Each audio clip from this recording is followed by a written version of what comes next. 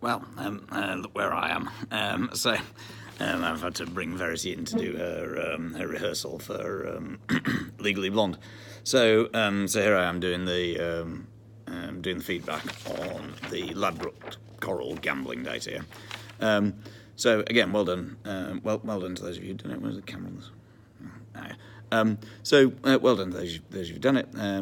This is an old style paper, and what you'll have seen from this one is that the structure is always used to be 2 analytical questions and 2 evaluative questions. The one you've got, will be different. Yeah, but nevertheless, I thought it was good practice. What was good about it was that it's something where some of you applied really, really well and really thought carefully about the context, and others of you resorted more to economic theory. It also made the point that copying things out of the data isn't the same as using it. So the best answers used what was there, but were thinking about just genuinely thinking about the way in which that market structure works. Okay, so if we take sorry about that. Where the hell's the camera? No one mind. If we take the questions one by one, yeah. So the first one is compare the market structures, of the high street and digital online betting sectors. So what we're looking for key points of comparison. What most of you did is argued that the physical market was an oligopoly, whereas the online market was monopolistic competition. And I think that's absolutely fine. What surprised me, was that very few of you attempted any calculations. So, it's all backwards. Oh dear. Anyway, well, there you have it. Anyway, if you look at it, you can see that here you've got 4 very backwards firms. And down at the bottom you've got others. So it looks to me like your 4 biggest firms. Well, they've got to have. Well, it's got to be at least 90% of the market in terms of shops. So we got is a 4-firm concentration ratio somewhere around 90%. And what we then want to do is to think about kind of other characteristics of oligopoly. So we know there's interdependence. Yeah, so once one set of shops introduces these online gambling machines, then so do the others. Some of you made the argument that that the online sector, the physical sector particularly, is becoming even more concentrated as a result of mergers, although that was also happening in the online sector. The other thing, so again, I'm surprised that nobody had a go at, this is a very strange backwards diagram, but I'm surprised that nobody had a go at calculating, kind of concentration ratios here. Yes, if you look, well, what's the biggest 4 got? 25 and another 17. So the biggest 4 have 42%. Maybe it's still an oligopoly, but it's clearly less of an oligopoly than the physical sector. And then what else have we got? So we know that monopolistic competition has product differentiation. Yeah, that's clear. I think some of you made the point that there were, you've got gambling machines, you've got gambling on football, horses, so on and so forth. These are all differentiated products. We also made, some of you also made the point that probably, both of them have some barriers to entry, and some of you made comparisons there about, so arguing that the barriers to entry are much lower into the online market, again making it more likely to monopolistic competition. So I think, because you don't need the physical setup of bricks and mortar stores and so on. So I think, generally people did quite a good job on that one. On B, with the ADA data explain possible motives behind the merger of Ladbrokes and Gala Coral. So if it was me, I think I'd want to be careful to kind of have one cost motive and one revenue motive. I think that would be my starting point. So on the cost side, what you got obviously, is you've got economies of scale. Yeah, so you're not going to let me flip it around now. Stupid technology. So what we end up with this time then, is what I would be arguing, I think, is obviously you've got economies of scale, and I think people explain that reasonably well. Yeah, This is, no. Am I really going this is going to be a nightmare. I'm never going to be able to draw this backwards. Okay, here we go. Yeah, if I manage this, I deserve a record here. I deserve a medal here. Yeah, there's quantity. Yeah, there's output. Yeah. So what we're arguing then is that we got economies of scale. Yeah, that look like that. Yeah. Is that? Oh, look at that. Yeah. So what we're saying is that up here we've got the firms their existing size. Yeah. And what we're saying is that a merger will then double their size. So hence costs will be significantly reduced. Yeah. From C1 to so close. Yeah, from C1 to C2. So I would have thought, that there's kind of some scope, for using a diagram there. Yeah? And what you could then do, or likewise, I mean, I'd thought potentially again there's some scope for a theory of the firm diagram. Yeah, if I can draw this backwards, I really do deserve a medal.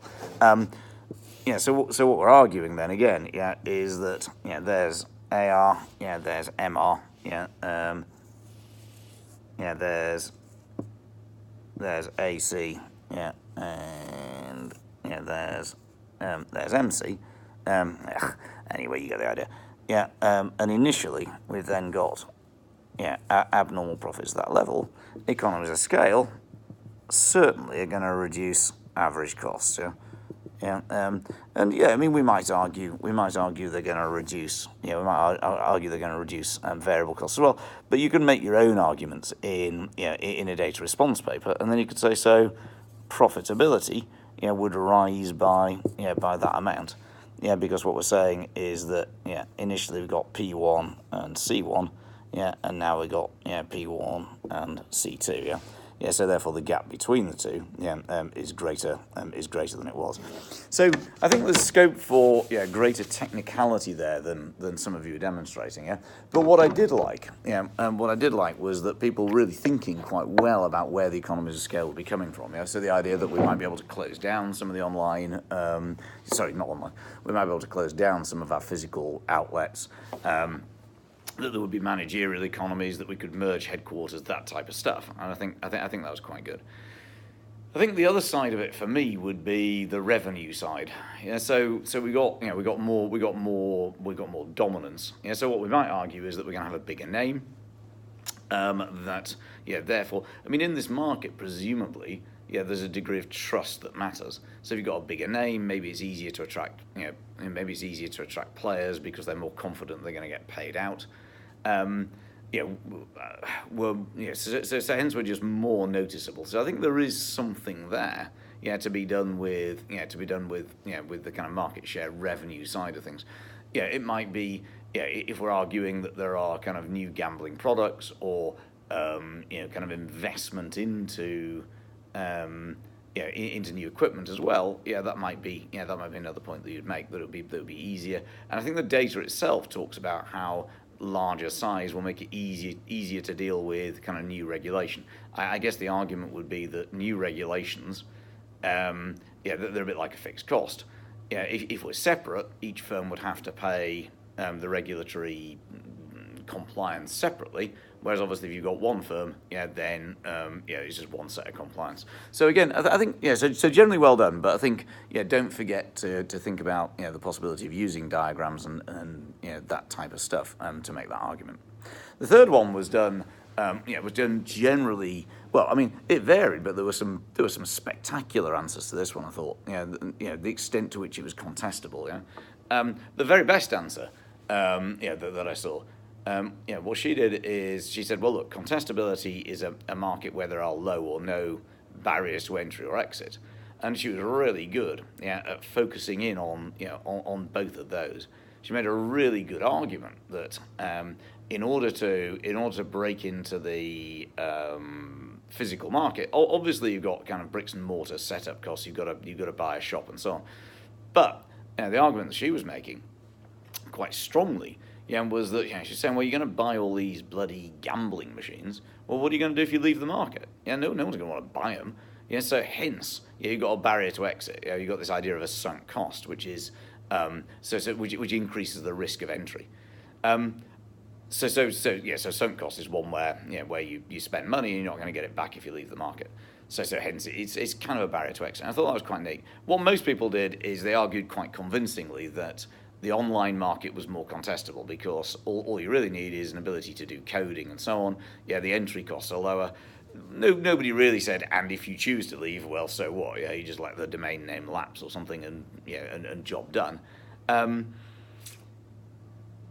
You could, the very best answers again made the argument that on the one hand there have been lots of new entries. Yeah, so in the data it's talking about how nobody'd heard of Paddy Power a few years ago. Yeah, and so on. On the other hand, if it was that contestable, yeah, it wouldn't be that profitable. We would have expected profits to have been eroded by new entrants and so on. Yeah. So again, I think what marks out strong answers to this one is a clear understanding of contestability, and this is one of those ones where I might be inclined just to start with a definition of it, yeah, because it's not particularly well understood. Yeah, so therefore you might want to say, well, look, contestability is this. And then, a really good use of the context, not copying it out, but just applying the story to different ideas, different ways in which there might be entry barriers or exit barriers. And then finally, how far do you agree with the view that gambling is bad for the economy? I think the best answers to this, structured it in an intelligent sort of a way. The ways in which it appears good for the economy are that there are what's that? Oh, yeah, that's the bit. Are that there appear to be is that at a macro level it looks quite good. Yeah, it creates lots of jobs and so on, creates tax revenue for the government. Yeah, da. But at a micro level, there are clear problems in the form of mental health difficulties, addictions, imposition on the NHS and so on. Most of the best answers had a go at a welfare loss kind of style diagram. Yeah.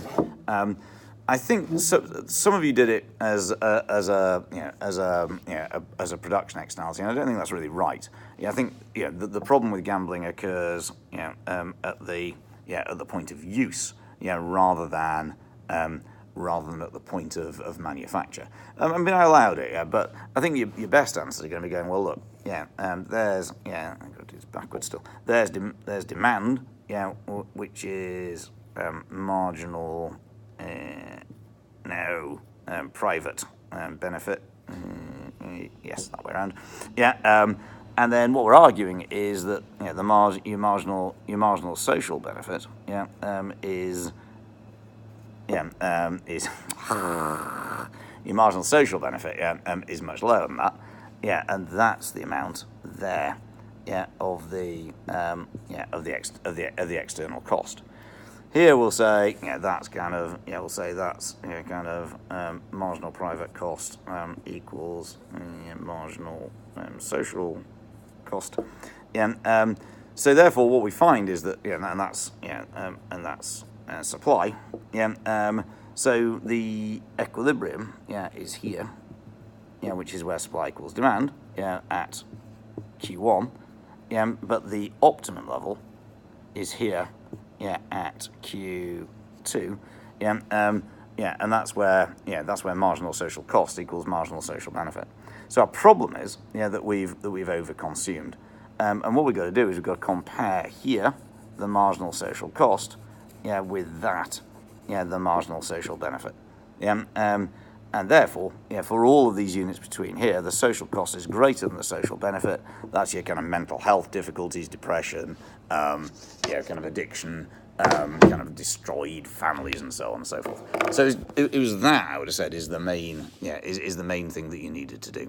So together with an overall conclusion, I think some of you made the argument that it depends on how well regulated it is. There was somebody who made a particularly good argument that said that, well, in the UK actually it's not, it does seem quite well regulated, whereas in other economies it's all under the control of organised crime, and it's just much less acceptable. And somebody made the point that right at the start of the data it does talk about that idea, that for a lot of people it is just a bit of fun. So good, well done, and I'll put something else up in the library this week.